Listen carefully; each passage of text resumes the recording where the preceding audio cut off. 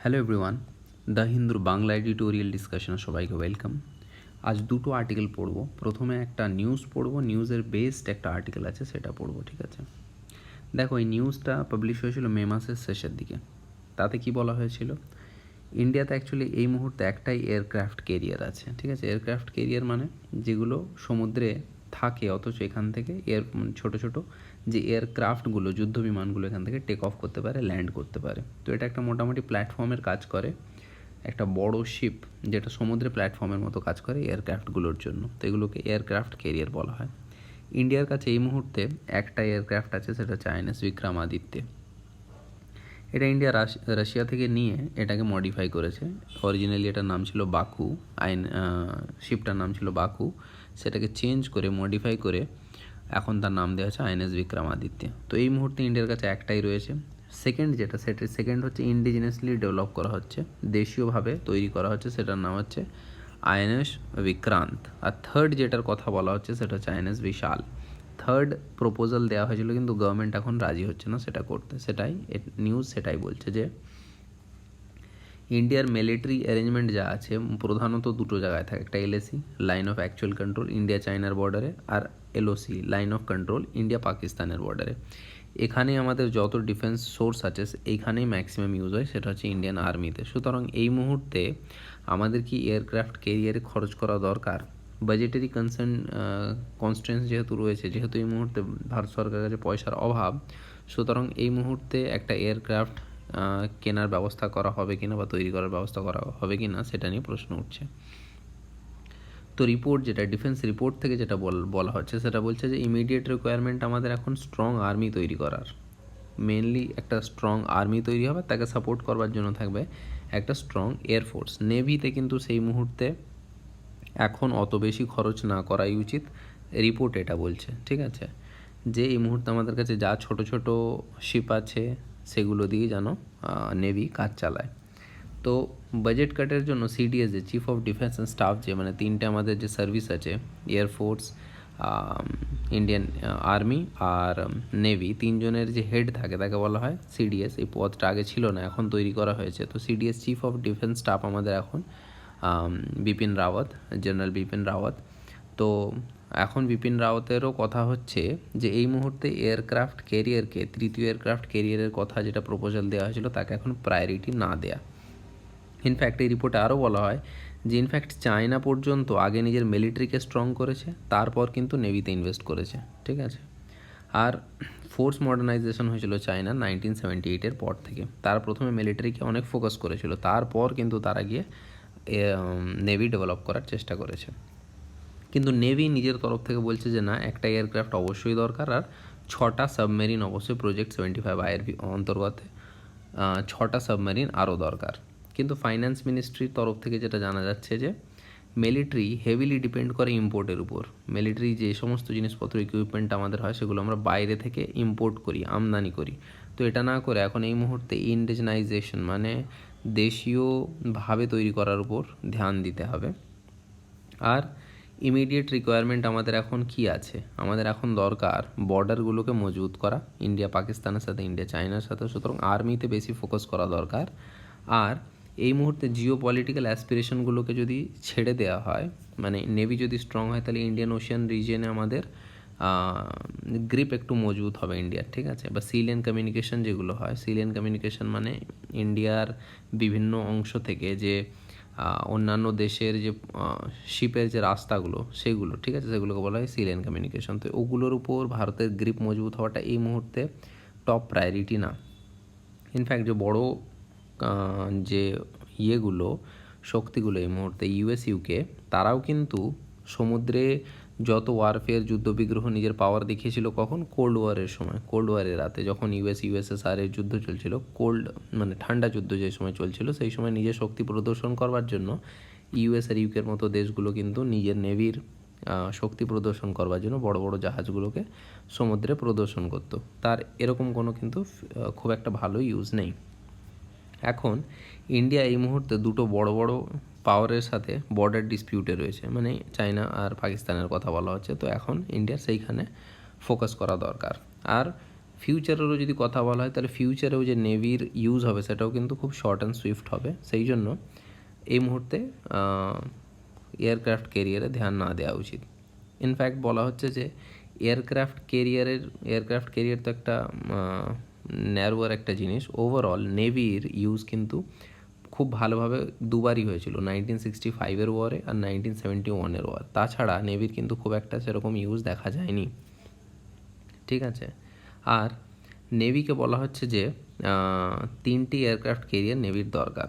Navy বলতে চাইছে যে 3টে এয়ারক্রাফট থাকবে, একটা থাকবে ইন্ডিয়ান ওশিয়ানের সাইডে, একটা থাকবে বে অফ বেঙ্গল সাইডে, আর একটা সবসময় মেনটেন্যান্সের জন্য থাকবে, মানে দুটো অ্যাক্টিভ থাকবে, একটা মেনটেন্যান্সের জন্য থাকবে। সেই জন্য নেভি কিন্তু এই 3rd এয়ারক্রাফট মানে আইএনএস বিশালের জন্য কিন্তু দাবি করছে গভর্নমেন্টের তরফ থেকে, ঠিক আছে।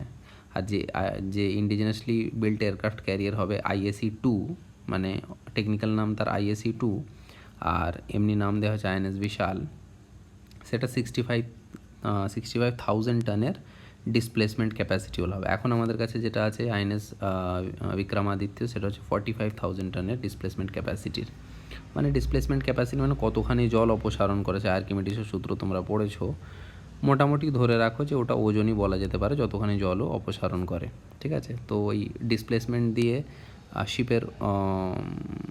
শিপগুলোকে ডিনোট করা হয় এই তাদের ইয়েগুলো দিয়ে আর কি, ক্যাপাসিটি দিয়ে, ঠিক আছে। তো এটা আমরা পড়লাম, এটা নিউজ ছিল মে মাসের শেষের দিকে এই নিউজটা পাবলিশ হয়েছিল যে নেভি একটা লাস্ট এয়ারক্রাফট ক্যারিয়ারের জন্য দাবি করেছিল, কিন্তু গভর্নমেন্ট তার রিপোর্টে এই সমস্ত কথাবার্তা বলে।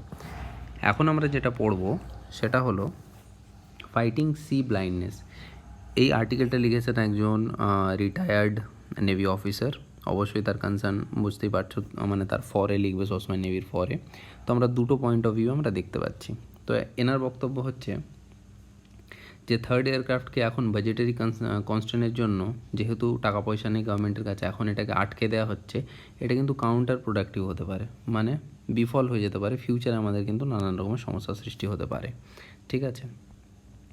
রিপোর্টে বলা হয়েছিল যে স্ট্রং আর্মি দরকার, আর তাকে সাপোর্ট করবার জন্য এয়ারফোর্স, একটা স্ট্রং এয়ারফোর্স দরকার। কিন্তু এখানে দুটো কোয়েশ্চেন উঠে আসে। প্রথম কথা, naval warfare is undertaking just for the sake of naval warfare, যে এই যে সমুদ্রে যুদ্ধবিগ্রহ হয় সেটা কি জাস্ট সমুদ্রে যুদ্ধ করবার জন্যই কি করা হয়, নাকি এর কোনো ইম্পর্টেন্স নেই? আর দ্বিতীয় কথা হচ্ছে, ইন্ডিয়া একটা মেরিটাইম কান্ট্রি, মানে ইন্ডিয়ার যে তোমার কোস্ট বর্ডার আছে মোটামুটি 97% ট্রেড হয় এই সমুদ্রের রুটের মাধ্যমে। তাহলে ভারতের কি একটা স্ট্রং নেভি হওয়া এই মুহূর্তে দরকার না? দ্বিতীয়, বলা হয়েছিল যে দুবারই ইউজ করা হয়েছে 1965 আর 1971 ওয়ারেতে নেভিকে, সেইভাবে কিন্তু কখনো ইউজ করা হয়নি। কিন্তু যারা এই কথাগুলো বলছে তারা ঠিকঠাক করে মানে হাফ স্টোরি জানে, মানে হিস্ট্রির অর্ধেক হিস্ট্রি জানে, অর্ধেকটা কিন্তু জানে না। 1965 সেইভাবে অ্যাকচুয়ালি নেভিকে ইউজই করা হয়নি পলিটিক্যাল রিজনসের জন্য, ঠিক আছে। আর 1971 ওয়ারে যে কতখানি ইম্পর্টেন্ট ছিল নেভির অ্যাক্টিভিটি, সেটা কিন্তু একটু ভালো করে জানলে বোঝা যায়। অ্যাকচুয়ালি সেই সময় যুদ্ধ হয়েছিল দুটো ফ্রন্টে, মানে একটা ওয়েস্টার্ন ফ্রন্ট যেটা হচ্ছে পাকিস্তানের সাইডে, আর একটা ইস্টার্ন ফ্রন্ট যেটা আজকের দিনের বাংলাদেশ আছে, কিন্তু তখন পাকিস্তান ছিল সেই সময়, ঠিক আছে। তো যদি আমরা অ্যান ওডিসি অফ ওয়ার, যে বইটা কিনা JFR জ্যাকবের লেখা, তাতে যদি আমরা পড়ি তাহলে জানতে পারবো সেখানে শ্যাম মানেকশ বলেছিলেন যে if we captured Khulna and Chittagong the war would come to an end. তার মানে ইস্টার্ন সাইড কতখানি ইম্পর্ট্যান্ট বোঝাই যাচ্ছে সেই সময়। আর দ্বিতীয়, পাকিস্তানেরও যদি নেভির হিস্ট্রি আমরা পড়ি সেখান থেকে আমরা জানতে পারি যে পাকিস্তানও কিন্তু ইস্টার্ন সাইডটাকে সবচেয়ে বেশি প্রায়োরিটি দিয়েছিল। তারা জেনেছিল যে ইস্টার্ন সাইডে যদি পাকিস্তান হেরে যায় তাহলে কিন্তু পুরোভাবে হেরে যাবে। আর পাকিস্তানের এই যে মানে পাকিস্তানের সেই সময় অনেক সৈন্য 1971 ওয়ারে তারা কিন্তু সারেন্ডার করে দিয়েছিল, তাহলে তারা কিন্তু এইভাবে হারতো না, ঠিক আছে। ভারতের জিত কিন্তু সেইভাবে সম্ভব হতো না যদি 1971 ওয়ারে নেভিকে সেইভাবে ইউজ না করা হতো, ঠিক আছে। আর কি বলা হচ্ছে যে ইন্ডিয়ান নেভিতে এই যে তার একমাত্র কেরিয়ার সেই সময় যেটা ছিল সেটাকে ইউজ করা হয়েছিল, এনশিওর দ্যাট নো এনফোর্সমেন্ট ও supplies were forthcoming and no escape route was possible. সেই জন্য ভারত জিততে পেরেছিল যে ইস্টার্ন ফ্রন্টে কিন্তু যখন নেভিতে আটকে দিয়েছিল তখন পাকিস্তানের সাইড থেকে কোনো রেনফোর্সমেন্ট হতে পারেনি, মানে এখানে কোনো অন্যান্য শিপটি আসতে পারেনি পাকিস্তানের। আর দ্বিতীয়, এখান থেকে পালাবারও পথ পায়নি পাকিস্তানি সৈন্যরা, সেই জন্যই তারা সারেন্ডার করতে বাধ্য হয়েছিল। আর একটা কথা বলা হয়েছিল যে ফিউচারেও যখন যুদ্ধ হবে সেগুলো সিনারিওগুলো শর্ট অ্যান্ড সুইফট, মানে নেভির কোনো সেরকম ব্যবহার হবে না। এই কথাটাও কিন্তু একটা ভেগ কনসেপ্ট, ঠিক আছে? কেন? কারণ পাকিস্তানেরও কিন্তু এই ওরকমই মনে হতো যে নেভি হয়তো অত ইম্পর্ট্যান্ট না, কিন্তু 1971 ওয়ারে কিন্তু পাকিস্তান বুঝে গেছে যে নেভির ইম্পর্টেন্স কতটা বেশি। তো ভারত 1971 ওয়ারে যুদ্ধে জিতেও যদি এরকম কথা ভাবে যে ফিউচারে আমাদের নেভির কোনো দরকার নেই, তাহলে কিন্তু ভাবনাটা ভুল। আর একটা কথা, 1971 ওয়ারের সময় কিন্তু এই এয়ারক্রাফট ক্যারিয়ারগুলোই কিন্তু মেনলি অ্যাটাকটা চালিয়েছিল। এয়ারক্রাফট ক্যারিয়ার থেকেই মেনলি অ্যাটাকগুলো হয়েছিল বাংলাদেশ সাইডে, মানে আজকে তখনকার দিনে যেটা পাকিস্তান ছিল।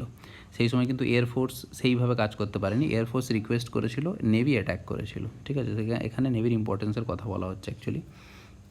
এবার এখানে একটু সংকীর্ণ চিন্তাভাবনার কথা বলা হচ্ছে যে কীভাবে জিনিসপত্রগুলোকে যদি ন্যারো ওয়েতে ইন্টারপ্রেট করা হয় তাহলে জিনিসগুলো কীভাবে অন্যরকম লাগে। এই যে কথাটা বলা হয়েছিল যে চায়নাও কিন্তু তার আর্মিকে আগে মজবুত করেছিল, নেভিকে পরে করেছে, বলা হয়েছে এটা হবসন্স চয়েস, মানে চায়নার কাছে ওর কোনো অপশন ছিল না। সেই সময় চায়নার কাছে পয়সা ছিলই না যে নেভিকে সেইভাবে ডেভেলপ করবে, সেই জন্য তারা মেন ফোকাস করেছিল আর্মিতে ওরা। কিন্তু দরকার নেই যে চায়নাকে আমরা হুবহু কপি করবো, আমরাও প্রথমে আর্মিকে ইমপ্রুভ করবো, তারপর নেভিকে করবো, প্যারালালি করবো না। তো রাইটারের বক্তব্য হচ্ছে নেভিকেও প্যারালালি ইম্পর্টেন্স দেওয়া উচিত। এয়ারক্রাফট ক্যারিয়ারের অপারেশনগুলো অনেক বছর লেগে যায়। ইভেন একটা যদি এয়ারক্রাফট ক্যারিয়ার রেডি হয়ে যায়, তৈরি হয়ে যায়, সেটাকে অপারেট করতেও কিন্তু বছরের পর বছর সময় লেগে যায়। আর একটা এয়ারক্রাফট তৈরি করতেই অনেক দিন সময় লাগে, প্রায় 15 বছর সময় লাগে একটা এয়ারক্রাফট তৈরি হয়ে কমিশন হয়ে সার্ভিসে আসতে।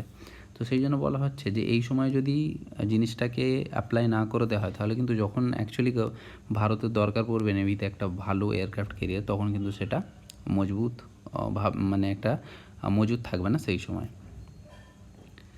চায়নার ডিফেন্স যে পেপার, তাতেই কিন্তু তারা বলেছে যে the traditional mentality that land outweighs sea must be abandoned, যে ল্যান্ড বেশি গুরুত্ব রাখে আর সমুদ্র কম গুরুত্ব রাখে, চায়না নিজেই বলছে, ঠিক আছে? তো আমরা যদি এখন চায়নাকে কপি করে আগে আর্মিকে মজবুত করার চেষ্টা করি আর নেভিকে পরে করবার চেষ্টা করি, তাহলে এটা আমাদের ভুল হবে, ঠিক আছে?